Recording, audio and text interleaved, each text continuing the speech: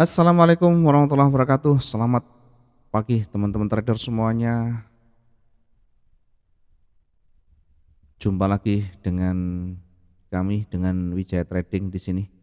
Di akhir pekan ini, bahkan di weekend ini, kita pagi-pagi mencoba untuk melihat kondisi terkininya.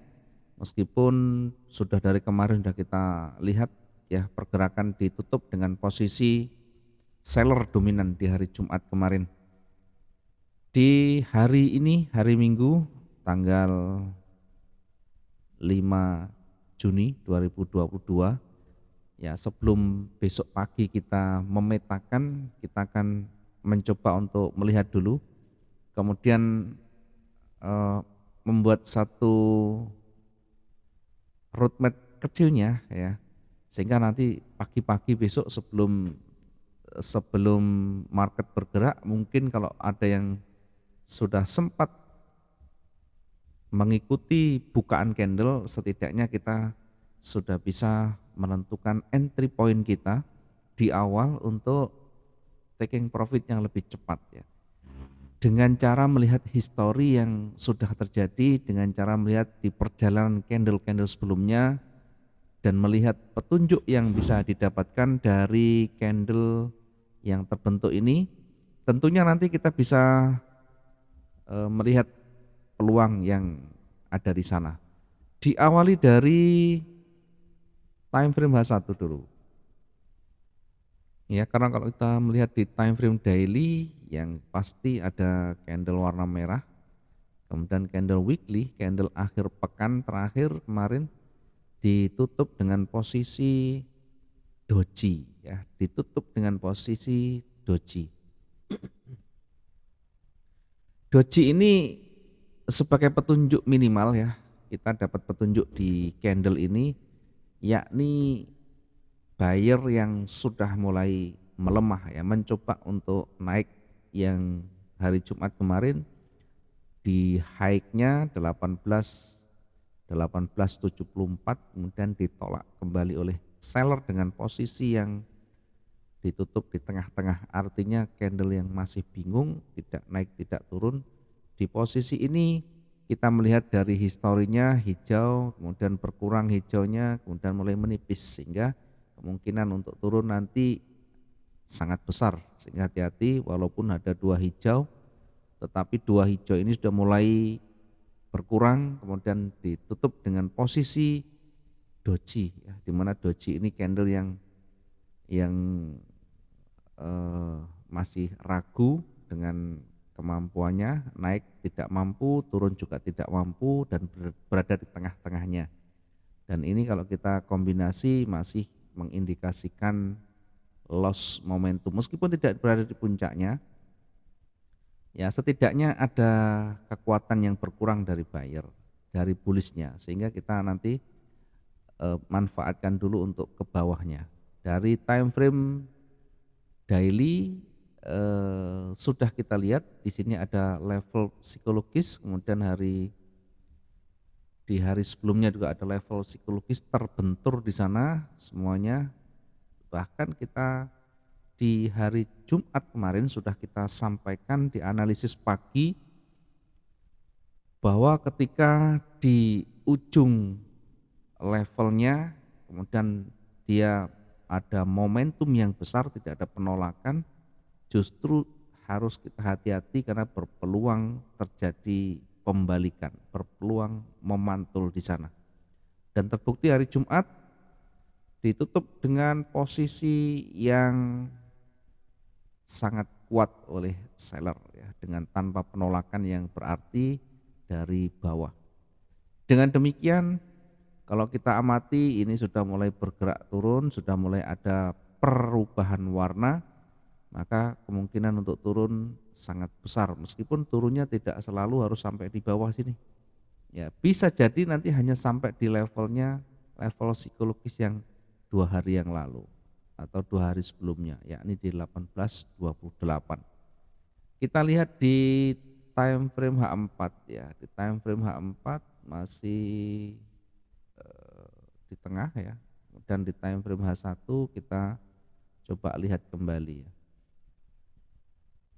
Nah, di time frame H1 terhenti ya, kekuatan bearish yang sangat besar ini, kemudian terakhir sempat ditolak atau sempat koreksi kecil, dan ini cukup berbahaya.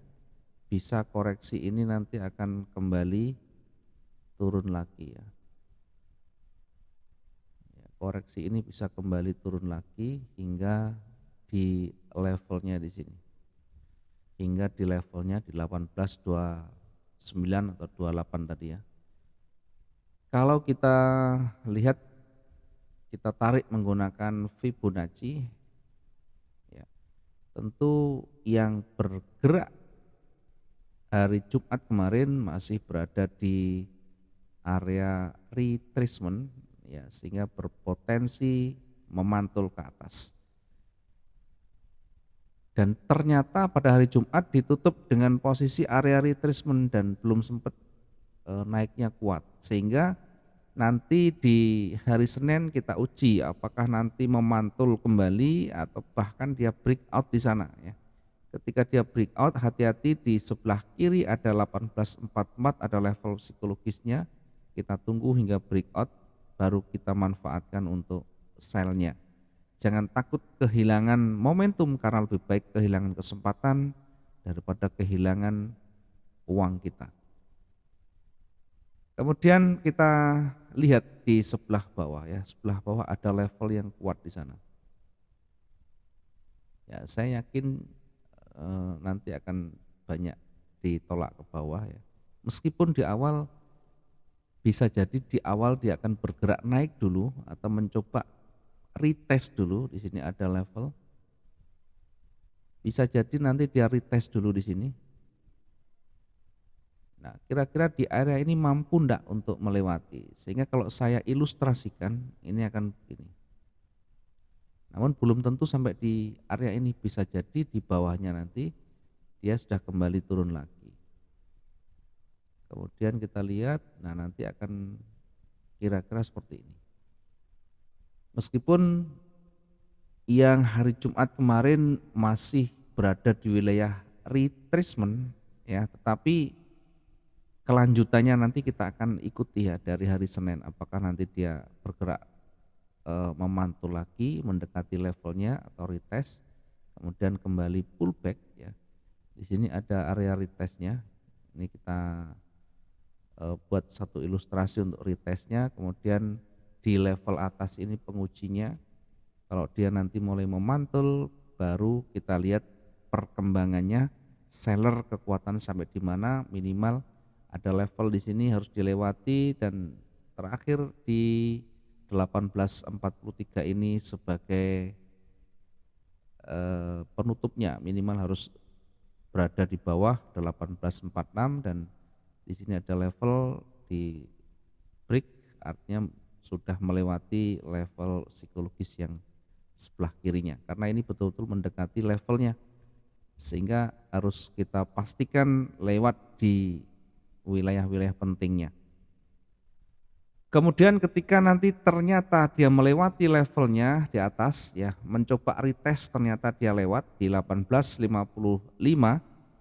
maka kita bisa uji di area merah ini sebagai area retracement-nya, itu berada di antara ini. Kemudian kita lihat mungkin di 61-nya di sini. Sehingga ketika naik, ketika masih berada di area ini juga berada di bawahnya, ini masih pun berpotensi dia akan kembali turun lagi.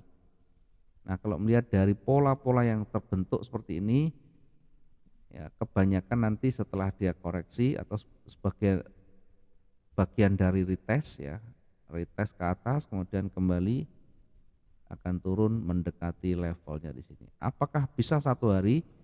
Bisa, jawabnya. Ini kalau dia dari arah di sini ke bawah masih potensi, masih ada range-nya, masih realistis.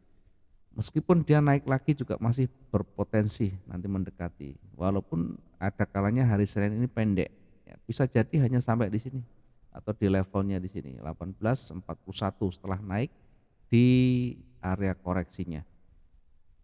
Kemudian berikutnya nanti dilanjut turun lagi hingga mendekati levelnya di sini. Sehingga sebenarnya kita bisa manfaatkan di sini untuk limit boleh saja di sini. Untuk manfaatkan sell limitnya di sini boleh saja. Ini kita bisa manfaatkan sell limit di 1855.41 seperti ini boleh. Artinya saya memberikan satu contoh saja. Yang kita ambil, yang kita manfaatkan adalah retestnya, di mana di area retest itu berpeluang memantul dan pullback kembali. Ya, mengikuti tren sebelumnya yang cukup deras panjang ke bawahnya. Kemudian sell limit ini ketika naik nanti kita bisa batasi untuk kerugiannya di levelnya di 1860 dengan tingkat profit mendekati 1844 ya, kalau kita bermain agak panjang ya dalam day trading, tetapi butuh waktu yang agak lama ya, bukan 1 menit 2 menit tapi bisa berjam-jam nantinya. Ketika kita hanya manfaatkan peluang kecil, maka tunggu hingga ada pergerakan yang lebih agresif, yang lebih aktif sehingga memudahkan kita untuk entry dan exit dengan cepat.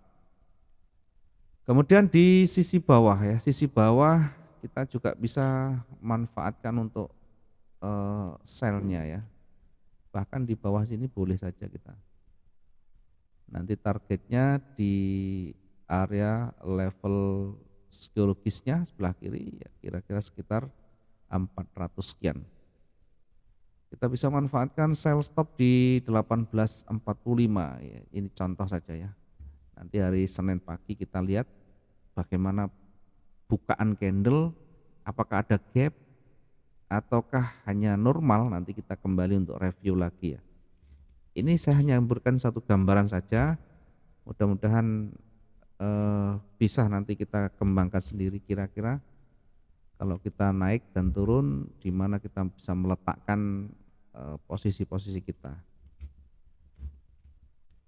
Ini kita bisa manfaatkan di 18 seperti ini di sini, 1845 ini untuk sell stopnya. Dengan dasar ini melewati area retracement-nya. Ya, kenapa kita ambil yang cukup mepet di sana padahal itu dekat-dekat dengan levelnya.